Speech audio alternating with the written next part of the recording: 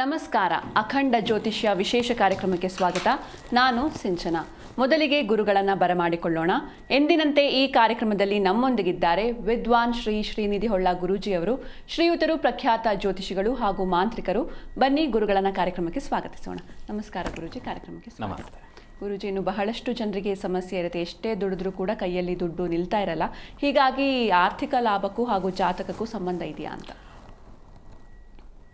ಜಾತಕದಲ್ಲಿರುವಂಥ ದೋಷಗಳಿಂದನೇ ಆರ್ಥಿಕ ಜೀವನ ಅನ್ನುವಂಥದ್ದು ನಮಗೆ ಪ್ರಾಪ್ತವಾಗುವಂಥದ್ದು. ಅದರಲ್ಲಿ ಜ್ಯೋತಿಷ್ಯ ಶಾಸ್ತ್ರದಲ್ಲಿ ನಾವು ವಿಮರ್ಶೆ ಮಾಡುವಾಗ ಭಾಗ್ಯಧರ್ಮ ದಯಾ ಪುಣ್ಯ ತವಸ್ತಾತ ಸುತಾತ್ಮಜ ದಾನೋಪಾಸನ ಕೌಶಲ್ಯ ಗುರವೋ ನವಮಾದನಿಹಿ ಅನ್ನುವಂಥದ್ದು. ನವಮಸ್ಥಾನದಿಂದ ನಾವು ಜಾತಕದಲ್ಲಿ ಲಗ್ನದಿಂದ 9ನೇ ಮನೆಯನ್ನು ನಾವು ಚಿಂತನೆ ಮಾಡುವಂಥದ್ದು. 9ನೇ ಮನೆ ಅನ್ನುವಂಥದ್ದು ಈ ಭಾಗ್ಯ, ಹಾಗೆ ಧರ್ಮ, ದಯ, ಪುಣ್ಯ, ತಂದೆ, ಹಾಗೆ ಮೊಮ್ಮಕ್ಕಳು, ದೇವತಾ ಉಪಾಸನೆ ಎಲ್ಲವನ್ನು ನಾವು ಚಿಂತನೆ ಮಾಡ್ತೇವೆ. ಅದೇ ಒಂದು 9ನೇ ಮನೆಯಲ್ಲಿ ನಮಗೆ ದುಷ್ಟಗ್ರಹರಿತ್ತು ಅಥವಾ ಆ ಒಂದು 9ನೇ ಮನೆಯ ಭಾವಾಧಿಪತಿ ಅನ್ನುವಂಥವು ನಷ್ಟಭಾವದಲ್ಲಿದ್ದ ಅಥವಾ ದುಷ್ಟಗ್ರಹರ ದೋಷಾದಿಗಳಿತ್ತು ಅಂತಾದರೆ ಅವನಿಗೇನಾಗ್ತದೆ ಅಂತ ಕೇಳಿದ್ರೆ ಅದಕ್ಕೆ ಸಂಬಂಧಿತವಾಗಿರ್ತಕ್ಕಂಥ ಸಮಸ್ಯೆಗಳು ಬರ್ತದೆ. ವಿಶೇಷವಾಗಿ ಕೆಲವರು ಅವರು ಓದಿರುವಂಥ ವಿದ್ಯೆಗೆ ಅಭಿಮುಖವಾಗಿ ಅಂತ ಹೇಳಿದರೆ ಅದಕ್ಕಿಂತ ಕೆಳಮಟ್ಟದ ಕೆಲಸಗಳನ್ನು ಮಾಡ್ತಾ ಇರ್ತಾರೆ. ಇಲ್ಲ ಅಂತ ಹೇಳಿದರೆ ಇನ್ನು ಕೆಲವರು ಹೆಚ್ಚು ಹಣ ದುಡಿದ್ರೂ ಸಮೇತ ಅವ್ರ ಕೈಯಲ್ಲಿ ಉಳಿಯೋದಿಲ್ಲ, ಪೋಲಾಗ್ತಾ ಇರ್ತದೆ. ಇವೆಲ್ಲವನ್ನು ಜಾತಕದಲ್ಲಿ ಆಯಾ ಭಾವದ ಚಿಂತನೆಗಳಿಂದ ನಮಗೆ ಉಂಟಾಗ್ತದೆ. ಆ ಹಣ ಅನ್ನುವಂಥದ್ದು ಸದ್ವಿನಿಯೋಗ ಆಗಬೇಕಂತಾದರೆ ಅದಕ್ಕೆ ಕೆಲವೊಂದು ದೇವರ ಅನುಗ್ರಹ ಅನ್ನುವಂಥದ್ದು ಮುಖ್ಯ. ಇಲ್ಲ ಅಂತ ಹೇಳಿದರೆ ಅದು ಆಗುವಂಥದ್ದೇ ಆಗ್ತಾ ಇರ್ತದೆ. ಹಾಗಾಗಿ ಆ ಹಣವನ್ನು, ಲಕ್ಷ್ಮಿಯನ್ನು ಸ್ಥಿರ ಸಾನ್ನಿಧ್ಯ ಹೊಂದಬೇಕು ಅಂತಾದರೆ ಅದಕ್ಕೆ ಸಂಬಂಧಿತವಾಗಿರ್ತಕ್ಕಂಥ ದೇವತಾರಾಧನೆಗಳು ಅಥವಾ ಜಾತಕದಲ್ಲಿ ಇರತಕ್ಕಂಥ ದೋಷಾದಿಗಳನ್ನು ವಿಮರ್ಶೆ ಮಾಡುವಂಥದ್ದು ಅತ್ಯವಶ್ಯವಾಗಿರ್ತಕ್ಕಂಥ ವಿಷಯಗಳು. ಖಂಡಿತ ಗುರುಜಿ. ಇನ್ನು ಆರ್ಥಿಕವಾಗಿ ಯಶಸ್ಸನ್ನು ಗಳಿಸೋದಕ್ಕೆ ಯಾವ ಪೂಜೆ ಮಾಡಬೇಕು ಅಂತ? ಆರ್ಥಿಕವಾಗಿ ನಾವೀಗ ಯಶಸ್ಸನ್ನು ಹೊಂದಬೇಕು ಅಂತಾದರೆ ಮೊದಲು ಉಳಿತಾಯ, ಅತಿಯಾಗಿರ್ತಕ್ಕಂಥ ಖರ್ಚನ್ನು ಮಾಡ್ದಲೇ ಇರುವಂಥದ್ದು ಎಲ್ಲರಿಗೂ ಗೊತ್ತು. ಇವತ್ತಿನ ಕಾಲಘಟ್ಟದಲ್ಲಿ ಏನಾಗಿದೆ ಕೇಳಿದರೆ ಎಲ್ಲವನ್ನೂ ತೊಗೊಳ್ಬೇಕು, ಎಲ್ಲವನ್ನೂ ಮಾಡಬೇಕು, ಎಲ್ಲವನ್ನೂ ಖರೀದಿ ಮಾಡಬೇಕು. ಸಾಲ ಜಾಸ್ತಿ ಆದ್ರ ಮೇಲೆ ಯಾಕೆ ಸಾಲ ಆಯಿತು ಭಟ್ರೆ ಅಂತ ಕೇಳೋದಾಗ್ತದೆ. ಹಾಗಾಗಿ ನಾವು ದುಡಿಯುವಂಥ ಹಣಕ್ಕೆ ಎಷ್ಟು ಖರ್ಚು ಬೇಕೋ ಅಷ್ಟನ್ನು ಮಾತ್ರ ಮಾಡಿಕೊಳ್ಬೇಕು. ಹಾಗೆ ನಮಗೆ ದೇವತಾನುಗ್ರಹ ಬೇಕು ಅಂತಾದರೂ ಸುಮಾರಷ್ಟು ಮಂತ್ರಗಳೆಲ್ಲ ಇದ್ದಾವೆ ಅಥವಾ ಅದಕ್ಕೆ ಸಂಬಂಧಿತವಾಗಿರ್ತಕ್ಕಂಥ ದೈವಿಕವಾಗಿರ್ತಕ್ಕಂಥ ಕೆಲಸಗಳು ಅನ್ನುವಂಥದ್ದು ಇದ್ದಾವೆ. ಅದರಲ್ಲಿ ವಿಶೇಷವಾಗಿ ನೋಡುವಾಗ ಲಕ್ಷ್ಮೀ ವಿನಾಯಕನನ್ನು ಆರಾಧನೆ ಮಾಡ್ಬೋದು. ಆ ನಂತರದಲ್ಲಿ ಸ್ವರ್ಣಾಕರ್ಷಣ ಭೈರವ ಅಂತ ಹೇಳಿ ಆರಾಧನೆ ಮಾಡ್ಬೋದು. ತದನಂತರದಲ್ಲಿ ಶ್ರೀಸೂಕ್ತ ದೇವತೆ ಶಾಕ್ತೆ ವಿಭಾಗದಲ್ಲಿ ಶ್ರೀಸೂಕ್ತ ಪೂಜೆಯನ್ನು ಮಾಡ್ಬೋದು, ಶ್ರೀಸೂಕ್ತ ಹೋಮವನ್ನು ಮಾಡ್ಬೋದು. ವಿಶೇಷವಾಗಿ ಕಮಲದ ಹೂಗಳಿಂದ ಅರ್ಚನೆಯನ್ನು ಮಾಡ್ಬೋದು. ಹಾಗೆ ಕುಬೇರ ಮಂತ್ರ ಜಪಾದಿಗಳನ್ನು ಮಾಡ್ಬೋದು. ತದನಂತರದಲ್ಲಿ ಕನಕಧಾರ ಸ್ತೋತ್ರ ಅನ್ನುವಂಥದ್ದಿದೆ, ಅದನ್ನು ಪಠನೆ ಮಾಡ್ಬೋದು. ಅಷ್ಟಲಕ್ಷ್ಮಿ ಸ್ತೋತ್ರಗಳಿದ್ದಾವೆ, ಅವುಗಳನ್ನು ಪಠನೆ ಮಾಡ್ಬೋದು. ನಾರಾಯಣ ಸ್ತುತಿ ಅನ್ನುವಂಥದ್ದಿದೆ, ಅದನ್ನು ಪಠನೆ ಮಾಡ್ಬೋದು. ಧನಲಕ್ಷ್ಮಿ ಸ್ತೋತ್ರಾದಿಗಳಿದ್ದಾವೆ, ಅವುಗಳನ್ನು ಪಠನೆ ಮಾಡ್ಬೋದು. ರಾಧಾ ಸಹಸ್ರನಾಮಾದಿಗಳೆಲ್ಲ ಇದ್ದಾವೆ. ಇದು ಯಾಕೆ ಇಷ್ಟೊಂದು ಲೀಸ್ಟ್ ಹೇಳ್ತಾ ಇದ್ದೇನೆ ಅಂತ ಕೇಳಿದರೆ, ಎಲ್ಲರಿಗೂ ನಾವು ಒಂದೇ ಟ್ಯಾಬ್ಲೆಟನ್ನು ಕೊಡಲಿಕ್ಕೆ ಆಗೋದಿಲ್ಲ. ಕೆಲವೊಂದು ದೋಷಾದಿಗಳಿದ್ದಾಗ, ಯಾಕೆಂದರೆ ಕೆಲವರಿಗೆ ಹಣ ಬರ್ತಿರ್ತದೆ, ಅದು ಪೋಲಾಗ್ತಾ ಇರ್ತದೆ, ಉಳಿಯೋದಿಲ್ಲ. ಅಂಥವ್ರಿಗೆ ನಾವು ಬೇರೆ ರೀತಿಯಾಗಿರುವಂಥದ್ದು. ಯಾಕೆ ಅಂತ ಕೇಳಿದರೆ, ಶಿವನಿಗೆ ಅತಿಯಾಗಿರ್ತಕ್ಕಂಥ ಕೋಪ, ಆ ಕೋಪವನ್ನು ತಂಡ ಮಾಡಬೇಕಂತಾದರೆ ದಿಶಕ್ತಿಯಾಗಿ ಪಾರ್ವತಿ ಬರಲಿಲ್ಲ ಅಂತಾದರೆ ಶಿವ ಎಂತ ಮಾಡಲಿಕ್ಕೆ ಆಗ್ತಿರ್ಲಿಲ್ಲ, ಅವನಿಗೆ ಕೋಪತತ್ವವೇ ಆಗ್ತಾ ಇತ್ತು.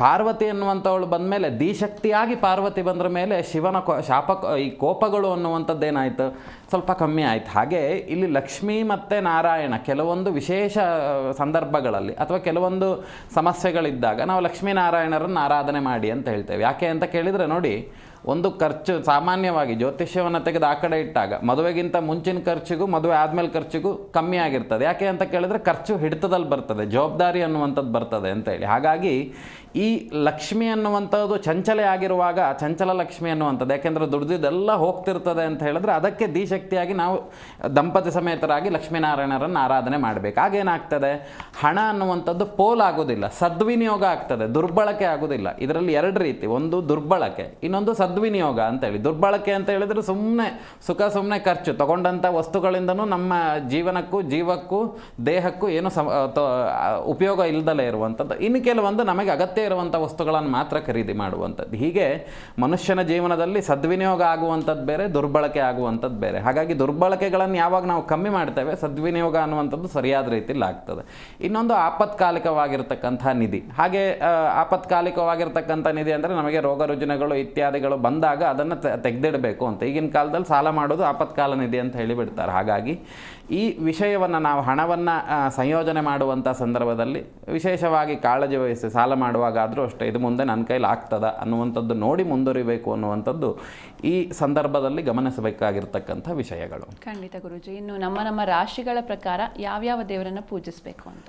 ರಾಶಿಗನುಗುಣವಾಗಿ ನಾವು ದೇವತಾರಾಧನೆಯನ್ನು ಮಾಡಲಿಕ್ಕಿಲ್ಲ. ರಾಶಿ ಅಂತ ಹೇಳಿದರೆ ಒಂದು ನಮ್ಮ ಸ್ಥಿತಿ. ಈಗ ನಾನು ನೋಡ್ಲಿಕ್ಕೆ ತೆಳ್ಳಗಿದ್ದೇನೆ ಅಂತ ಹೇಳಿದ್ರೆ ನಾನು ತೆಳ್ಳಗಿದ್ದೇನೆ, ನಾವು ಗಡ್ಡ ಬಿಟ್ಟಿದ್ದಾರೆ, ಕೂದಲು ಬಿಟ್ಟಿದ್ದಾರೆ ಅನ್ನೋದು ಗೊತ್ತಾಗೋದು ಹೇಗೆ? ನೀವು ನನ್ನನ್ನು ನೋಡಿದಾಗ ಗೊತ್ತಾಗ್ತದೆ. ಹಾಗೆ ಜ್ಯೋತಿಷ್ಯದಲ್ಲಿ ಏನು ಅಂತ ಕೇಳಿದರೆ ಒಂದೊಂದು ಸಂಜ್ಞೆಗಳು, ನಕ್ಷತ್ರ, ರಾಶಿ ಇತ್ಯಾದಿಗಳನ್ನು, ರಾಶಿಯಿಂದನೇ ನಮ್ಮ ಜೀವನ ಮುಂದುವರಿತದೆ ಅನ್ನುವಂಥದ್ದಲ್ಲ.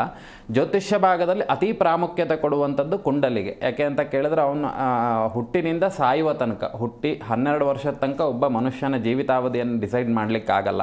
12 ವರ್ಷದ ನಂತರದಲ್ಲಿ ಅವನ ಜೀವಿತಾವಧಿಯಲ್ಲಿ ಏನೇನು ಆಗಬೇಕು, ಏನೇನು ಆಗ್ತದೆ, ಅಥವಾ ಅದಕ್ಕೇನು ಆಗಬಹುದು, ಅದಕ್ಕೇನು ಸಮಸ್ಯೆ ಅನ್ನುವಂಥದ್ದು ನಾವು ಜಾತಕ ನೋಡಿಯೇ ಪರಿಹಾರ ಕೊಡಬೇಕು. ಬಿಟ್ಟರೆ ಈಗ ಪ್ರತಿನಿತ್ಯ ವೃಶ್ಚಿಕ ರಾಶಿಯವರಿಗೆ ಈ ರೀತಿ ಆಗ್ತದೆ ಅಂತ ಹೇಳಿದ್ರೆ ವೃಶ್ಚಿಕ ರಾಶಿಯವನೊಬ್ಬ ಹಾಸ್ಪಿಟಲ್ ICUದಲ್ಲಿ ಕೂತಿರ್ತಾನೆ, ನಾವೆಂತ ಹೇಳಿದ್ದು ಸುಳ್ಳಾಯ್ತಲ್ಲ. ಹಾಗಾಗಿ ದಿನ ಭವಿಷ್ಯಾದಿಗಳನ್ನು ನಾವು ಅಥವಾ ಇದಮಿತ್ತಂ ಒಂದು ರಾಶಿಯವರು ಇದನ್ನೇ ಆರಾಧನೆ ಮಾಡಬೇಕನ್ನುವಂಥದ್ದಿಲ್ಲ.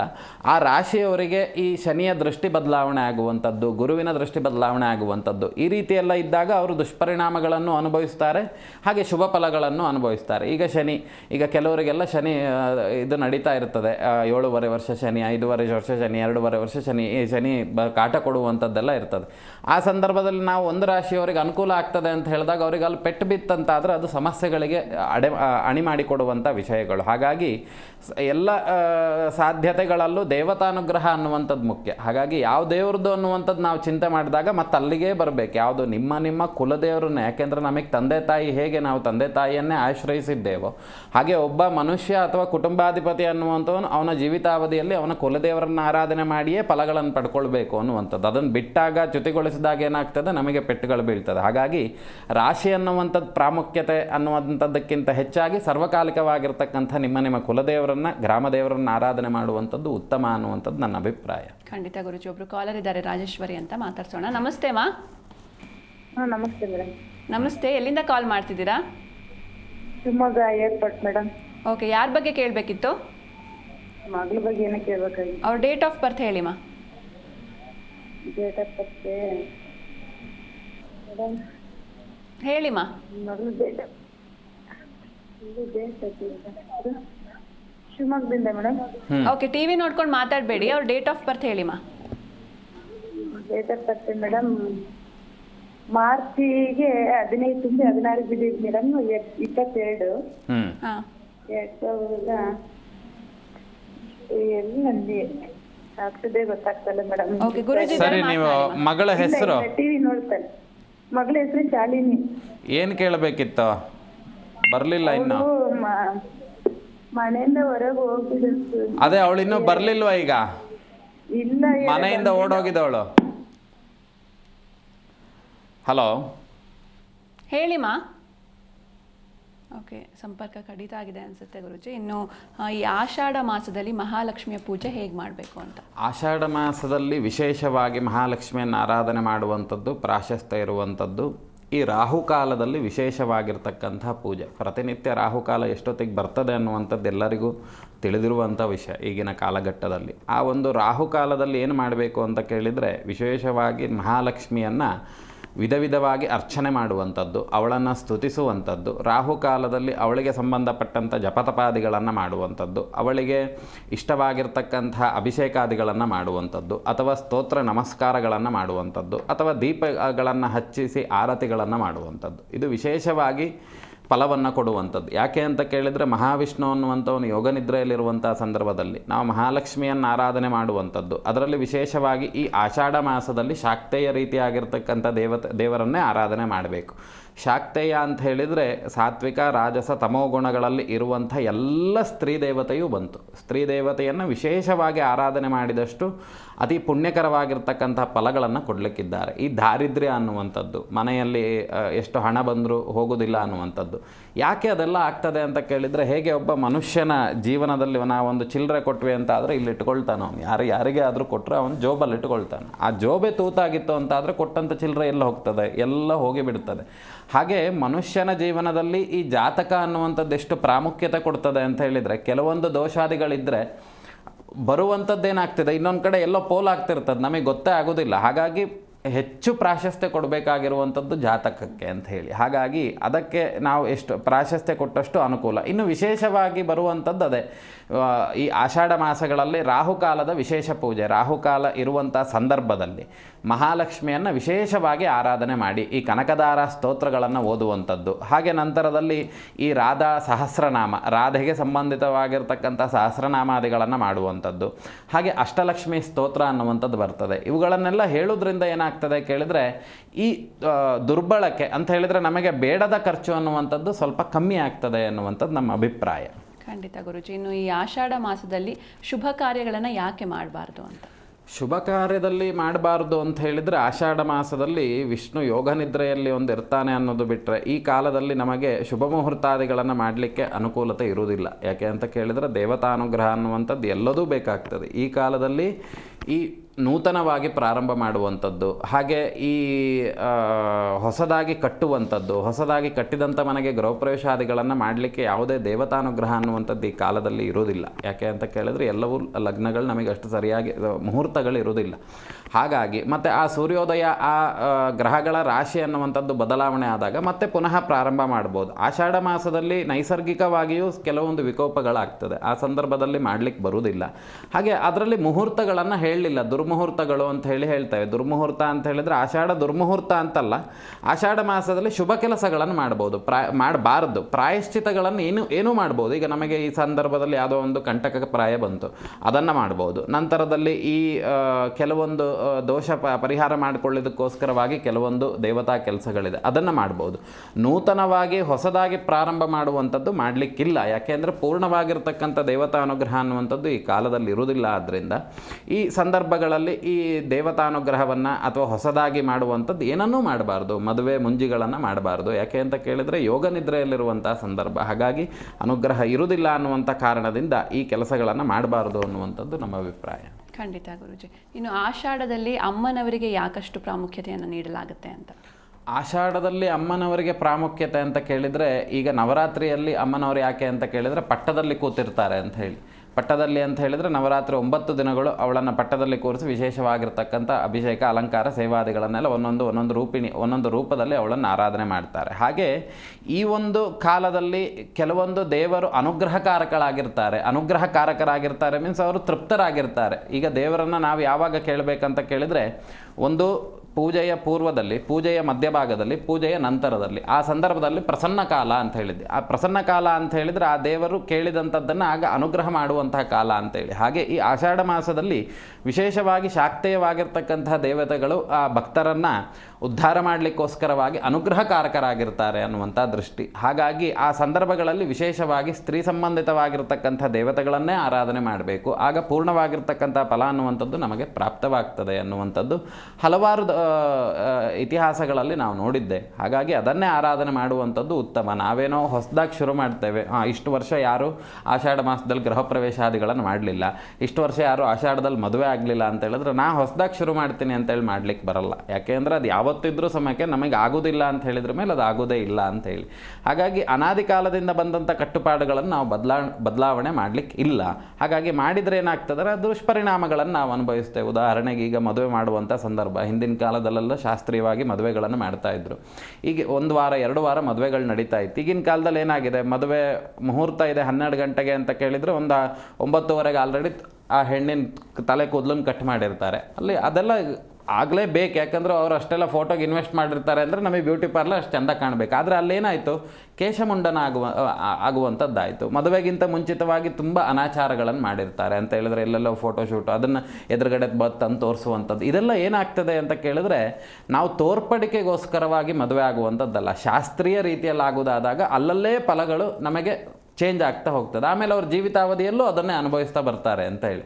ಹಾಗಾಗಿ ಯಾವ್ಯಾವ ಸಂದರ್ಭಗಳಲ್ಲಿ ಏನನ್ನು ಮಾಡಬೇಕು ಅಷ್ಟನ್ನು ಮಾತ್ರ ಮಾಡಬೇಕು. ನಾವು ಸ್ವಲ್ಪ ಅದನ್ನು ವೈಭವೀಕರಿಸ್ತೇವೆ ಅಂತ ಹೇಳಿ ಹೋಗಿ ತಪ್ಪು ಮಾಡಿದಾಗ ಏನಾಗ್ತದೆ ಕೇಳಿದರೆ ನಮಗೆ ಪೆಟ್ಟು ಬೀಳಲಿಕ್ಕೆ ಶುರುವಾಗ್ತದೆ. ಹಾಗಾಗಿ ಎಲ್ಲ ವಿಷಯಗಳನ್ನು ನಾವು ಬಹಳ ಸೂಕ್ಷ್ಮವಾಗಿ ಗಮನಿಸಿ ಮುಂದುವರಿಬೇಕು. ಆಷಾಢ ಮಾಸದಲ್ಲಿ ಅಮ್ಮನವರಿಗೆ ಹೆಚ್ಚು ಪ್ರಾಮುಖ್ಯತೆ. ಅಮ್ಮನವರು ಅಂತ ಹೇಳಿದರೆ ಶಾಕ್ತೇಯ, ಮಹಾಮಾಯ ಪ್ರಯೋಚ್ಯತೆ, ಮಹಾಮಾಯೆ, ಅವಳು ಜಗತ್ತಿಗೆ ಮಾಯೆ ಅಂತೆ. ಈ ಆಷಾಢ ಮಾಸಗಳಲ್ಲಿ ಅವಳು ವಿಶೇಷವಾಗಿರ್ತಕ್ಕಂಥ ಫಲಗಳನ್ನೆಲ್ಲ ಇಟ್ಕೊಂಡಿರ್ತಾಳೆ, ಇಪ್ಸಿತವಾಗಿರ್ತಕ್ಕಂಥ ಫಲಗಳನ್ನು ಕೊಡಲಿಕ್ಕೆ ಅನುಗ್ರಹ ಕಾರಕಳಾಗಿ ನಿಂತಿರ್ತಾಳೆ. ಹಾಗಾಗಿ ಅವಳನ್ನು ವಿಧ ವಿಧವಾಗಿ ಅರ್ಚನೆ ಮಾಡುವಂಥದ್ದು.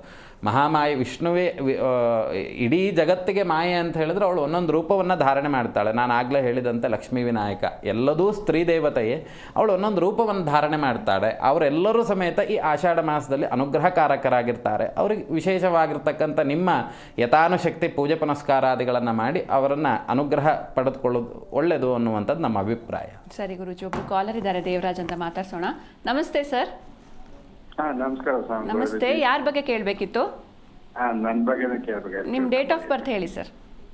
ನನ್ನ ಡೇಟ್ ಆಫ್ ಬರ್ತ್ ಸ್ಕೂಲ್ದು ಒಂದಿದೆ, ಇದು ಜಾತಕದ ಒಂದಿದೆ. ಜಾತಕದ್ದು ಹೇಳಿ. ಸ್ಕೂಲ್ ಜಾತಕದ ಹೇಳಿ ಸರ್. 27/9/57. 27/9/57. ಟೈಮಿಂಗ್ಸ್ ಏನು? ಶುಕ್ರವಾರ ಬೆಳಗ್ಗೆ 7:30 ಅಂತಿದೆ ಜಾತಕದಲ್ಲಿ. ಓಕೆ, ಗುರುಜಿ ಇದ್ದಾರೆ, ಮಾತನಾಡಿ ಸರ್. ನಮಸ್ತೆ. ನಮಸ್ಕಾರ ಸ್ವಾಮಿ. ನಮಸ್ಕಾರ. ಹೇಳಿ, ಎಂತ ಕೇಳಬೇಕಿದ್ದಿತ್ತು? ಯಾಕೆ ನಾನು ಇವಾಗ 65 ವರ್ಷ ನನಗೆ. ಇದು 8 ವರ್ಷ ಆಯ್ತು ನಾನು ರಿಟೈರ್ಡ್ ಆಗಿ. ರಿಟೈರ್ಡ್ ಆಗೋ ಟೈಮ್ಗೆ ಯಾಕೋ ಮನೆಯೊಳಗೆ ಅವತ್ತಿಂದ ಇವತ್ತವರೆಗೂ ನಾವು ಜಗಳ, ಮತ್ತೆ ಒಂದು ವರ್ಷ ಇನ್ನೊಂದು ಮನೆ ಕಟ್ಟ. ಆ ಮನೆ ಒಳಗೆ ನಾನು ನನ್ನ ಹೆಂಡತಿ, ನನ್ನ ಮಗ ಇಬ್ರು 3 ಜನ ಇರಕ್ಕೆ ಆಗ್ತಾ ಇಲ್ಲ. ಅದು ಇತ್ತು ಅಂದ್ರೆ ಜಗಳ, ಗಲಾಟೆ, ಹಿಂಸೆ, ಮತ್ತೆ ದುಡ್ಡಿನ ಬಾರಿ ಎಲ್ಲ ಇತ್ತು. ಎಲ್ಲ ಸ್ವಲ್ಪ ಪಾಲು ಮಾಡ್ಕೊಂಡಿದ್ದೀನಿ.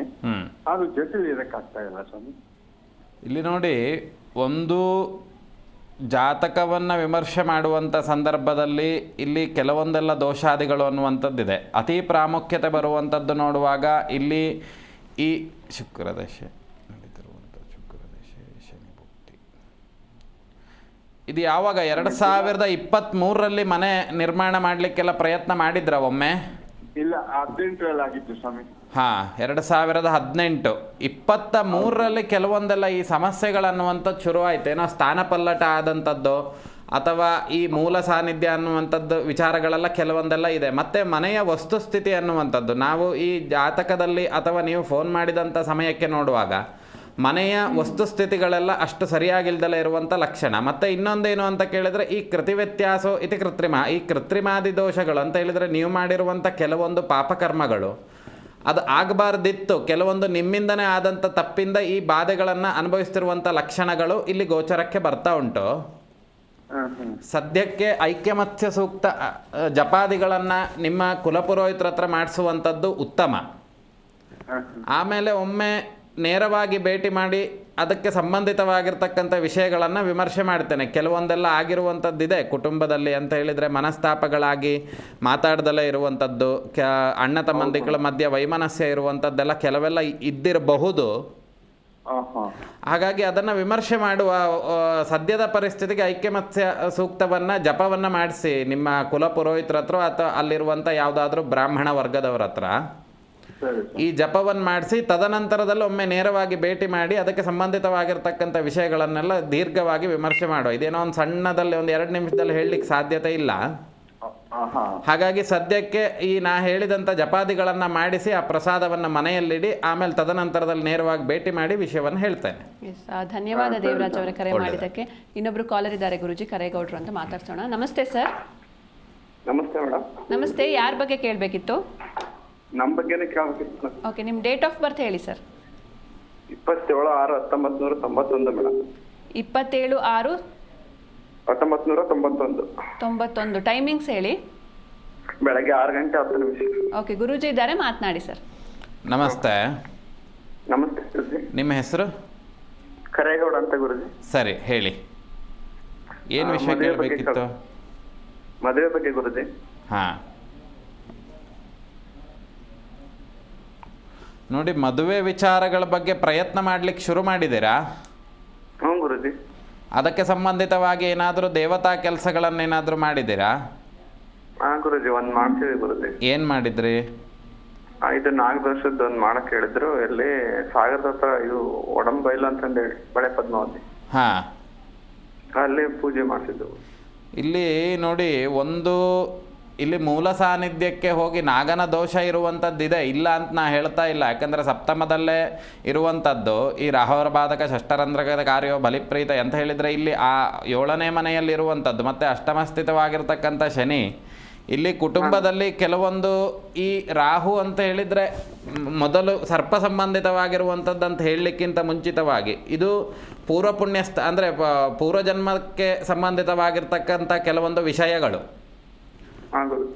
ಈಗ ಕೆಲವೊಂದೆಲ್ಲ ಮದುವೆ ಆಗಬೇಕು ಅಂತ ಅಂದ್ಕೊಂಡು ಅದನ್ನು ಹೋದಂಥದ್ದು ಇದು ಕೆಲವೊಂದೆಲ್ಲ ಆಗಿದೆ. ಸದ್ಯದ ಪರಿಸ್ಥಿತಿಗೆ ನೀವಿರುವಂಥ ಜಾಗದಲ್ಲಿ ಅಥವಾ ನಿಮ್ಮ ಕುಲಪುರೋಹಿತರು ಯಾರಾದರೂ ಇದ್ದರು ಅಂತ ಆದರೆ ಒಮ್ಮೆ ರಾಹು ಶಾಂತಿಯನ್ನು ಮಾಡಿಸಿ ತದನಂತರದಲ್ಲಿ ಕದಳಿ ವಿವಾಹವನ್ನು ಮಾಡಿ ಲಕ್ಷ್ಮೀನಾರಾಯಣ ಹೃದಯ ಪಾರಾಯಣಾದಿಗಳನ್ನು ಒಂದು 8 ಬಾರಿ ಮಾಡಿ. ಫಸ್ಟು ಕದಳಿ ವಿವಾಹ, ಹಾಗೆ ರಾಹು ಶಾಂತಿ, ತದನಂತರದಲ್ಲಿ ಲಕ್ಷ್ಮೀನಾರಾಯಣ ಹೃದಯ ಪಾರಾಯಣಾದಿಗಳನ್ನು ಮಾಡಿ. ಈ ಅಕ್ಟೋಬರ್ 8 ಒಳಗಡೆ ಶುಭವಾಗಿರ್ತಕ್ಕಂಥ ಸೂಚನೆಗಳು ಬರುವಂಥ ಲಕ್ಷಣಗಳಿದೆ. ಆಮೇಲೆ ನೋಡುವ ಏನಾಗ್ತದೆ ಅಂತ. ಸದ್ಯಕ್ಕಿಷ್ಟು ಮಾಡಿ, ಕದಳಿ ವಿವಾಹ ಮತ್ತು ರಾಹು ಶಾಂತಿ, ಲಕ್ಷ್ಮೀನಾರಾಯಣ ಹೃದಯ ಪಾರಾಯಣ ಇಷ್ಟು ಮಾಡಿ ಅನುಕೂಲತೆ ಆಗ್ತದೆ. ಆಯ್ತಾ?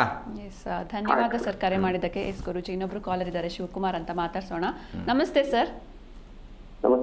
ನಮಸ್ತೆ, ಯಾರ ಬಗ್ಗೆ ಕೇಳಬೇಕಿತ್ತು? ನಮ್ಮ ಮಗನ ಬಗ್ಗೆ ಕೇಳಬೇಕಾಗಿತ್ತು. ಅವ್ರ ಡೇಟ್ ಆಫ್ ಬರ್ತ್ ಹೇಳಿ ಸರ್. 26/6/2008. 26/6/2008. ಟೈಮಿಂಗ್ಸ್ ಹೇಳಿ. ಟೈಮ್ಸ್ ರಾತ್ರಿ 9:30. ರಾತ್ರಿ 9:30. ಓಕೆ, ಗುರುಜಿ ಇದ್ದಾರೆ, ಮಾತನಾಡಿ ಸರ್. ನಮಸ್ತೆ, ಹೇಳಿ. ಎಂಥ ವಿಷಯ ಕೇಳಬೇಕಿತ್ತು ಮಗನ ಬಗ್ಗೆ? ವಿದ್ಯಾಭ್ಯಾಸ ಸರಿಯಾಗಿ ಓದುದಿಲ್ಲ. ಹೌದು ಸರ್. ಎಂತ ಹೇಳ್ತಾ ಓದುದಾದ್ರೆ? ಬೇಜವಾಬ್ದಾರಿ ಮಾಡ್ತಾರೆ. ಎಂತ ಹೆಸರು ಒಂದು? ವಿಜಯಕುಮಾರ್. ವಿಜಯ್ ಕುಮಾರ್. ಎಲ್ಲಿಂದ ಕರೆ ಮಾಡ್ತಿರೋದು ನೀವು? ರಾಯಚೂರ್ಲಿಂದ. ಹಾಂ ಹಾಂ. ಎಂತ ಓದ್ತಾ ಇದ್ದಾನೀಗ? 10th ma'am. ಕಪಟಿ ಚಕೇತು ಬುಧ ದೇಶ. ಈಗ ಓದಿ ಫೇಲ್ ಆಗುವಂಥ ಜಾತಕವಂತೂ ಇವಂದಲ್ಲ. ಈಗ ಏನೋ ಹುಡುಗರ ಜೊತೆ ಸೇರಿ ಹಾಳಾಗಿ ಏನೋ ಮಾಡ್ತಿದ್ದಾನೆ ಅನ್ನುವಂಥ ಮನಸ್ಥಿತಿಗಳಲ್ಲಿ ಕಾಣಿಸ್ತಾ ಇಲ್ಲ. ಇಲ್ಲಿ ಅವನಿಗೆ ಆರೋಗ್ಯ ಸಂಬಂಧಿತವಾಗಿರ್ತಕ್ಕಂತಹ ಕೆಲವೊಂದು ಗುಪ್ತ ಸಮಸ್ಯೆಗಳು ಅನ್ನುವಂಥದ್ದಿದೆ. ಅವನು ಮಾನಸಿಕವಾಗಿರ್ತಕ್ಕಂಥ ಕೆಲವೊಂದು ಸಮಸ್ಯೆಗಳಿಂದ ಈ ರೀತಿ ಮಾಡ್ತಿರುವಂಥ ಲಕ್ಷಣಗಳಿದೆ.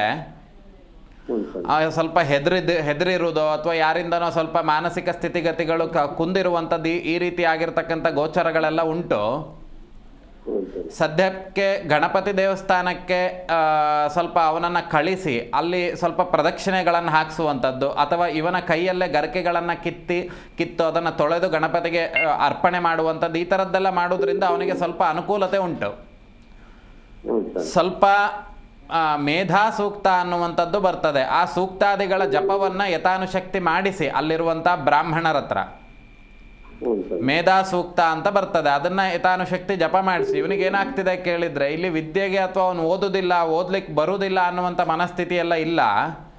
ಅವನಿಗೆ ಏಕಾಗ್ರತೆ ಅನ್ನುವಂಥದ್ದೇ ಸ್ವಲ್ಪ ಕೊರತೆ ಆಗಿರುವಂಥದ್ದು. ಅಂತ ಹೇಳಿದ್ರೆ ಅವನಿಗೆ ಕೂತ್ರು ಕೂಡಲೇ ಒಂದು ಸ್ವಲ್ಪ ನಿದ್ದೆ ಬರೋದು ಅಥವಾ ಅದರ ಮೇಲೆ ಆಸಕ್ತಿ ಇಲ್ದಲೇ ಇರುವಂಥದ್ದು ಆಗ್ತಾ ಉಂಟು. ಹಾಗಾಗಿ ಗಣಪತಿಗೆ ಸ್ವಲ್ಪ ದೇಹದಂಡನೆ ಅಂತ ಹೇಳಿದ್ರೆ, ಗಣಪತಿ ದೇವಸ್ಥಾನಕ್ಕೆ ಕರ್ಕೊಂಡೋಗಿ ಮತ್ತೆ ಹೊಡೆಯೋದಲ್ಲ, ಅಲ್ಲಿ ಸ್ವಲ್ಪ ಒಂದು 8 ಪ್ರದಕ್ಷಿಣೆಗಳನ್ನು ಹಾಕುವಂಥದ್ದು. ಹಾಗೆ ಗಣಪತಿಗೆ ಇವನ ಕೈಯಲ್ಲೇ ಗರಿಕೆಗಳನ್ನು ಕಿತ್ತಾದ್ರ ಮೇಲೆ ತೊಳೆದು ಅದನ್ನು ಗಣಪತಿಗೆ ಸಮರ್ಪಣೆ ಮಾಡುವಂಥದ್ದು, ಮೇಧ ಸೂಕ್ತಾದಿಗಳ ಜಪಗಳನ್ನು ಮಾಡೋದ್ರಿಂದ ಇವನಿಗೆ ಅನುಕೂಲತೆ ಉಂಟು. ಹ್ಞೂ ಸರ್. ಸ್ವಲ್ಪ ಈ ವರ್ಷ ಕಳೆಯೋ ತನಕ ಸ್ವಲ್ಪ ಡಲ್ ಇರ್ತಾನೆ ಅಂತ ಹೇಳಿದ್ರೆ ತಟಸ್ಥ ಭಾವ, ನೀವು ಬೈದ್ರು ಹೊಡೆದ್ರು ಅವ್ನ ಪಾಡಿಗೆ ಅವ್ನು ಸೈಲೆಂಟಾಗಿರ್ತಾನೆ. ಈ ಕೆಲಸಗಳನ್ನು ಮಾಡೋದ್ರಿಂದ ಸ್ವಲ್ಪ ಅವನಲ್ಲಿ ಬದಲಾವಣೆ ಆಗ್ತದೆ. ಒಳ್ಳೆಯದಾಗಲಿ. ಧನ್ಯವಾದ ಶಿವಕುಮಾರ್ ಅವರೇ ಕರೆ ಮಾಡಿದ್ದಕ್ಕೆ. ಎಸ್ ಗುರುಜಿ, ಇನ್ನು ಮನೆಯಲ್ಲಿ ಲಕ್ಷ್ಮಿ ನೆಲೆಸೋದಕ್ಕೆ ಮನೆಯ ವಾತಾವರಣ ಹೇಗಿರಬೇಕು ಅಂತ? ಮನೆಯಲ್ಲಿ ಲಕ್ಷ್ಮಿ ಚಿರಸಾನ್ನಿಧ್ಯವನ್ನು ಹೊಂದಬೇಕು ಅನ್ನುವಂಥದ್ದಾದರೆ ಮನೆಯಲ್ಲಿ ಮೊದಲು ವಾಸ್ತು ಸರಿ ಇರಬೇಕು. ಅರ್ಥಾತ್ ನಾವು ಹಣವನ್ನು ತೆಗೆದು ಜೋಬಲ್ಲಿ ಇಟ್ಕೊಳ್ತೀವಿ ಅಂತಾದರೆ ಜೋಬ್ ತೂತಿರಬಾರ್ದು. ಜೋಬ್ ತೂತಿದ್ರೆ ಏನಾಗ್ತದೆ, ಎಲ್ಲ ಉದುರಿ ಹೋಗಿಬಿಡ್ತದೆ. ಹಾಗೆ ನಾವು ಕಷ್ಟಪಟ್ಟು ಸಂಪಾದನೆಯನ್ನು ಮಾಡಿ ಮನೆಯಲ್ಲಿ ವಸ್ತುಸ್ಥಿತಿ ಅನ್ನುವಂಥದ್ದು ಇಲ್ದಲೇ ಇರುವಾಗ ಏನಾಗ್ತದೆ, ಎಲ್ಲ ಪೋಲಾಗ್ತದೆ. ಹಾಗೆ ಈ ಮನೆಯಲ್ಲಿ ಕುಬೇರ ಮೂಲೆ ಅನ್ನುವಂಥದ್ದು ಏನು ಅಂತ ಕೇಳಿದರೆ ಅದ್ರ ಆಪೋಸಿಟ್ ಡೈರೆಕ್ಷನಿಂದ ಬರುವಂಥ ಶಕ್ತಿಗಳನ್ನು ನಾವು ಕುಬೇರ ಮೂಲೆಯಲ್ಲಿ ಅಂತ ಹೇಳಿದರೆ ಈ ನೀವು ದುಡ್ಡಿಡುವಂಥ ಜಾಗ ಅಂತೇನು ಹೇಳ್ತೀರ, ಆ ಜಾಗವನ್ನು ನಾವು ಬಂಧನ ಮಾಡಿಡಬೇಕು. ಅರ್ಥಾತ್ ಇಲ್ಲಿಂದ ಬಂದಂಥ ಫ್ಲೋ ಅನ್ನುವಂಥದ್ದು ಇಲ್ಲಿಂದ ಹೋಗಬಾರ್ದು, ಅದನ್ನು ಇಲ್ಲೇ ಹಿಡಿದಿಟ್ಕೊಳ್ಳುವಂಥ ಕೆಲಸ ಆಗಬೇಕು.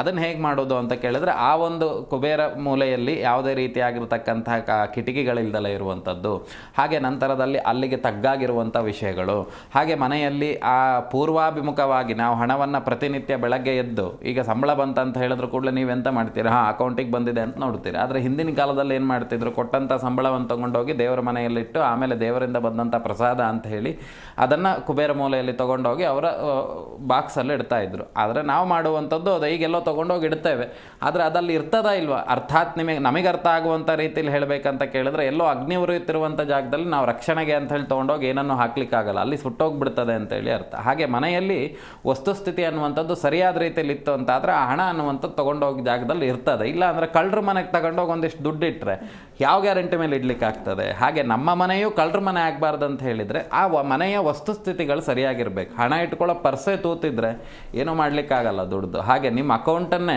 ನಿಮ್ಮ ಪಾಸ್ವರ್ಡ್ ಒಂದು 4 ಜನಕ್ಕೆ ಕೊಟ್ಟು ಆ ಸ್ಯಾಲ್ರಿ ಬರ್ತಿದ್ದಂಗೆ ದುಡ್ಡು ಉಳಿಲಿಲ್ಲ ಅಂದರೆ ಪಾಸ್ವರ್ಡ್ ಎಂತ ಕೊಟ್ಟರೆ ನೀವು. ಹಾಗೆ ಇಲ್ಲಿ ಮನೆಯಲ್ಲಿ ಲಕ್ಷ್ಮಿ ನೆಲೆಸಬೇಕಂತಾದರೆ ಆ ವಾಸ್ತು ಸರಿ ಇರಬೇಕು. ಅಷ್ಟೇ ಸರಿಯಾಗಿ ದೇವತಾ ಅನುಗ್ರಹ ಇರಬೇಕು. ಪ್ರತಿನಿತ್ಯ ಕುಲದೇವತಾರಾಧನೆ ನಡಿಬೇಕು. ಹಾಗೆ ಪ್ರತಿನಿತ್ಯ ಮಾತಾಪಿತರನ್ನು ನಮಸ್ಕರಿಸಬೇಕು. ಇನ್ನು ವಿಶೇಷವಾಗಿ ಅಷ್ಟಾದ ಮೇಲೂ ಆಗಲಿಲ್ಲ ಅಂದರೆ ಈ ಹಣಕ್ಕೆ ಸಂಬಂಧಿತವಾಗಿರುವಂಥದ್ದು, ವಿದ್ಯೆಗೆ ಹಣಕ್ಕೆ ಸಂಬಂಧಿತವಾಗಿರ್ತಕ್ಕಂಥದ್ದು ಸ್ತೋತ್ರಾದಿಗಳನ್ನು ಪಠನೆ ಮಾಡುವಂಥದ್ದು. ವಿಶೇಷವಾಗಿ ಹೇಳಿರುವಂಥದ್ದು ಶಂಕರಾಚಾರ್ಯರು ವಿರಚಿತವಾಗಿರ್ತಕ್ಕಂಥ ಕನಕದಾರ ಸ್ತೋತ್ರಗಳು. ಇದೇನು ಮಾಡ್ತದೆ ಅಂತ ಕೇಳಿದರೆ ಅಮ್ಮನವರನ್ನು ಹೊಗಳುವಂಥದ್ದು. ಹೇಗೆ ಅಂತ ಕೇಳಿದರೆ ತುಂಬ ಯೋಚನೆ ಮಾಡಿ ಹೊಗಳುವಂಥದ್ದು. ಆಗೇನು ಮಾಡ್ತಾಳೆ ಅವಳು, ಕನಕದಾರ ಅಂತ ಹೇಳಿದರೆ ಆ ಒಂದು ಕುಟುಂಬಕ್ಕೆ ಆ ಸುವರ್ಣ ವೃಷ್ಟಿ ಅಂತ ಹೇಳಿದರೆ ಚಿನ್ನದ ಮಳೆ ಆಗ್ತದೆ ಅಂತಲ್ಲ. ಆಗಲೇ ಹಿಂದೆ ಹೇಳಿದೆ ಏನು ಅಂತ ಕೇಳಿದರೆ ಕೆಟ್ಟ ಖರ್ಚುಗಳು ಕಮ್ಮಿ ಆಗ್ತದೆ, ಮನೆಯಲ್ಲಿ ಸದ್ವಿನಿಯೋಗ ಅನ್ನುವಂಥದ್ದು ಜಾಸ್ತಿ ಆಗ್ತದೆ. ಇದು ಎರಡಕ್ಕೂ ಚಿತ್ತ ಯಾವುದು ಅಂತ ಕೇಳಿದರೆ ಮನುಷ್ಯನ ಸ್ಮೃತಿ, ಮನಸ್ಸು. ಆ ಮನಸ್ಸನ್ನು ಚಿತ್ತಗೊಳಿಸುವಂಥದ್ದೇ ಕುಲದೇವರ ಹತ್ರ ಇರೋದು. ಹಾಗಾಗಿ ಅವೆಲ್ಲವೂ ಸರಿ ಇರಬೇಕು ಅಂತ ಆದರೆ ನಮಗೆ ಮೂಲಾಧಾರ ಏನು ಅಂತ ಕೇಳಿದರೆ ಕುಲದೇವರು. ಹಾಗಾಗಿ ಅದನ್ನು ಸರಿಯಾಗಿ ಇಟ್ಕೊಳ್ಬೇಕು. ಲಕ್ಷ್ಮಿ ಉಳಿಲಿಕ್ಕೆ ಮನೆಯಲ್ಲಿ ವಸ್ತುಸ್ಥಿತಿಗಳೆಲ್ಲವೂ ಸರಿಯಾಗಿರಬೇಕು. ಒಳ್ಳೆ ರೀತಿಯಿಂದ ದುಡಿದ್ರೆ ಅದು ಒಳ್ಳೆ ರೀತಿಯಾಗಿ ಇರ್ತದೆ ಅನ್ನುವಂಥದ್ದು ನಮ್ಮ ಭಾವನೆ. ಖಂಡಿತ ಗುರುಜಿ, ಇನ್ನು ಇಷ್ಟು ಹೊತ್ತು ಸಾಕಷ್ಟು ವಿಷಯಗಳನ್ನ ತಿಳಿಸ್ಕೊಟ್ರಿ. ಧನ್ಯವಾದಗಳು ಗುರುಜಿ. ನೋಡಿದ್ರಲ್ವಾ ವೀಕ್ಷಕರೇ, ಇವತ್ತಿನ ಸಂಚಿಕೆಯಲ್ಲಿ ಬಹಳಷ್ಟು ಮಾಹಿತಿಯನ್ನು ತಿಳ್ಕೊಂಡ್ವಿ. ಮತ್ತೆ ಮುಂದಿನ ಸಂಚಿಕೆಯಲ್ಲಿ ಭೇಟಿಯಾಗೋಣ. ನೋಡ್ತಾ ಇರಿ ಜಿ ಕನ್ನಡ ನ್ಯೂಸ್, ಸತ್ಯವೇ ಸುದ್ದಿಯ ಜೀವಾಳ.